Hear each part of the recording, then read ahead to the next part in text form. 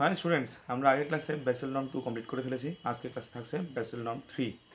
Bessel norm 2 আসছিল 2004 সালে। আমি এই কথা বলেছিলাম যে বেসেল নর্ম 2তে এই কথা বলা হয় যে যেসব রিস্কগুলো থাকবে মানে সেগুলোকে কী করে ম্যানেজমেন্ট করা যায় এবং ভবিষ্যতে কোনো রিস্ক আসতে পারে কিনা তার হচ্ছে কি তার জন্য রিস্ক ম্যানেজমেন্ট প্ল্যানগুলোকে ডেভেলপ করা, নতুন নতুন স্ট্র্যাটেজি বার করা। এই হচ্ছে বেসেল নর্ম 2 ছিল। তো আমরা লক্ষ্য করলাম বেসেল নর্ম 3 চলে আসছে 2013 সালে। তার মানে কি লাস্ট 9-10 বছরে যেসব প্রবলেমগুলো আছে সেগুলোকে সলিউশন বার করার জন্য, নতুন যেসব প্রবলেমগুলো আসে সেগুলোকে সলিউশন বার করাটাই হচ্ছে কি কাজ মেইনলি বেসেল নর্ম 3।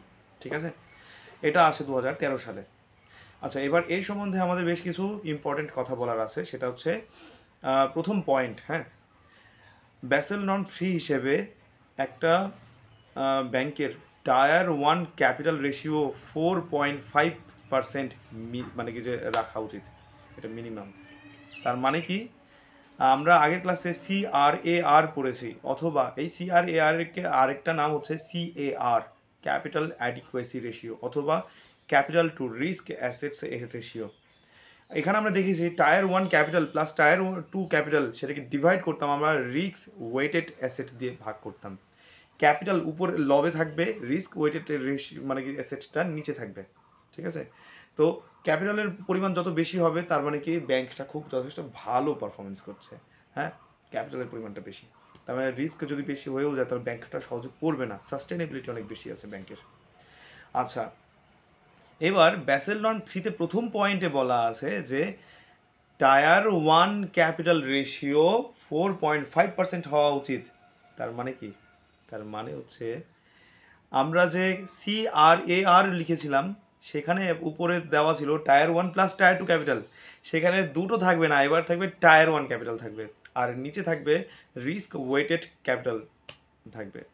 ঠিক আছে, তো টায়ার 1-এর মানে কি টায়ার 1 ক্যাপিটাল ডিভাইড বাই হচ্ছে কি যে রিস্ক ওয়েটেড মানে কি যে অ্যাসেটস ইকুয়াল টু 4.5% রাখা উচিত, এটা মিনিমাম।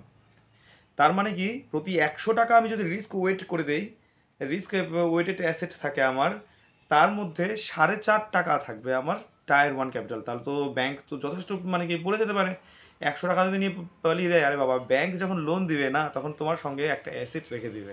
হ্যাঁ, তার মানে কি ব্যাংকের অ্যাসেট তো রয়েই গেল, কিন্তু সঙ্গে সঙ্গে হচ্ছে কি যে তোমার কাছ থেকে সুদ নিচ্ছে, তাহলে ব্যাংকে যথেষ্ট সেফ আছে, অনেকটা পয়সা কামাই নিচ্ছে।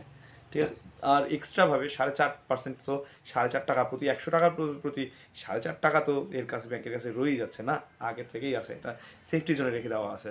তো প্রথম পয়েন্ট হচ্ছে কি যে বেসেল নর্ম 3তে হচ্ছে টায়ার 1 ক্যাপিটাল রেশিও, মানে টায়ার 1 ক্যাপিটাল রেশিও CRAR এর জায়গাতে টায়ার 1 ক্যাপিটাল রেশিও উপরে টায়ার 2 ক্যাপিটাল থাকবে না, tyre 1 capital ratio equal to 4.5% হওয়া উচিত। ঠিক আছে, 2 number point, capital conservation buffer রাখতে হবে 2.5% এক্সট্রা। মানে যা আমার ক্যাপিটাল আছে তার 2.5% এক্সট্রা আমাকে এক্সট্রা রাখতে হবে, যাতে কি না আমার যদি মুশকিল স্থিতির সময় যাতে কাজে আসে। আমরা কেমিস্ট্রিতে বাফার পড়েছি যে যে আমরা সেখানে একটা এক্সাম্পলে পড়েছি, আমাদের রক্তের পিএইচ হচ্ছে মানে কি 7.4 তাই না? তার মানে আমরা যে এই যে লেবুর রস খাই বা ক্ষারযুক্ত খাবার খাই না কেন, হ্যাঁ, সেটা হচ্ছে আমাদের মানে ব্লাডের পিএইচকে 7.4 যে পিএইচ যে আছে সেটাকে চেঞ্জ করতে পারবে না, কারণ ব্লাড হচ্ছে কি যে একটা বাফার, স্ট্রং বাফার এটা একটা। তার মানে বাইরে থেকে তুমি অ্যাসিড বা ক্ষার যাই দাও না কেন, ওর পিএইচ কখনো চেঞ্জ হতে দিবে না। লো পিএইচ মানে অ্যাসিড, হাই পিএইচ মানে ক্ষার। ক্লিয়ার ব্যাপারটা কি? তার মানে কি তোমাকে এখানে কথাটা কি বলেছে, capital conservation buffer ratio buffer বলছে। তার মানে যদি কেউ লোনের পয়সা নিয়ে চম্পট দেয়, যাতে কিনা তোমার সেই ব্যাংক মানে সেই ব্যাংকটা যেন ক্ষতিগ্রস্ত, খুব একটা ক্ষতিগ্রস্ত না হয়, সে আবার রিকভারি করে নিতে পারে, আগের জায়গায় ফিরে আসতে পারে, এটাকে বলে বাফার। আচ্ছা, তাহলে ক্যাপিটাল কনজারভেশন বাফার 2.5% মানে কি টোটাল ব্যাংকের ক্যাপিটালটা 2.5% এক্সট্রা তাকে রাখতে হচ্ছে মুশকিল স্থিতির জন্য। ঠিক আছে, আচ্ছা, তার মানে দুটো পয়েন্ট বললাম, একটা capital tyre 1 capital ratio 4.5%, capital conservation buffer হচ্ছে কি 2.5% রাখতে হবে। টায়ার 1 ক্যাপিটাল কি জিনিস সেটা আমি আগের ক্লাসে পড়েছি, যারা দেখোনি সেটা আগের ক্লাসে দেখে নাও তোমরা। হ্যাঁ, হয়তো মানে গিয়ে বেসেল নর্ম 1 এবং বেসেল নর্ম 2তে হয়তো থেকে থাকবে। আচ্ছা, এরপরে কি বেসেল নর্ম 3 হিসেবে, হ্যাঁ, তোমাকে সমস্ত ব্যাংকের সমস্ত কমার্শিয়াল ব্যাংককেই হচ্ছে মেনে চলতে হবে। আগের ক্লাসে আমরা কি দেখেছি, শুধুমাত্র শিডিউলড কমার্শিয়াল ব্যাংক মেনে চলতো।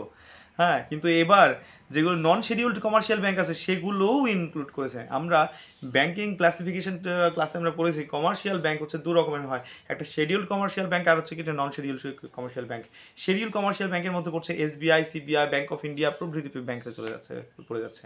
ঠিক আছে, তো তার মানে কি আরবিআই মানে কি যে নির্দেশ অবশ্যই মানতে হবে, মানে ব্যাসেল নর্ম 3 হিসেবে কাদেরকে, both, for both scheduled commercial bank এবং নন শিডিউলড কমার্শিয়াল ব্যাংক। ওকে ওকে, এবার আসি আমরা সিআরএআর, একটা মিনিমাম স্ট্যান্ডার্ড লিকুইড মানে কি যে লিকুইডিটি মেনটেন করতে হবে, মানে সরি কি বলবো, সিআরএআর মানে কি capital to risk asset ratio, এটা মানে কি অবশ্যই মেনটেন করতে হবে, যেটা আরবিআই প্রেসক্রাইব করে।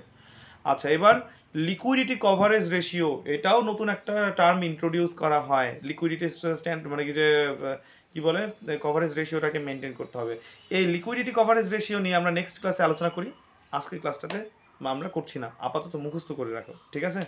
আচ্ছা, আরেকটা কি কাউন্টার সাইক্লিকাল, আরেকটা নতুন পয়েন্ট আছে, কাউন্টার মানে কি cyclical capital buffer, counter cyclical buffer, sorry counter cyclical capital buffer, CCCB, এটাকেও মানে কি নতুন আনা হয়, সেগুলোকেও এটাকেও মেনটেন করতে হবে এক্সট্রাভাবে, যাতে কি না ওই যে আবার ব্যাংকের যে যদি খারাপ সিচুয়েশন আসে এটাও যেন কভার করে দেয়।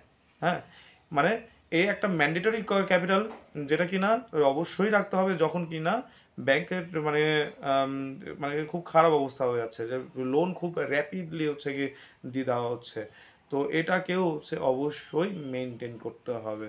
তাহলে কি কি পড়লাম আজকে আমরা, ব্যাসেল নর্ম 3 আসে 2013 সালে, ইম্পর্টেন্ট টপিক হিসেবে আসে আমরা টায়ার 1 ক্যাপিটাল রেশিও হচ্ছে 4.5% রাখা উচিত, বা ক্যাপিটাল কনজারভেশন বাফার বা সিসিবি হচ্ছে 2.5% রাখা উচিত, তারপর হচ্ছে 9.5% সিআরএআর মেনটেন করতে হবে।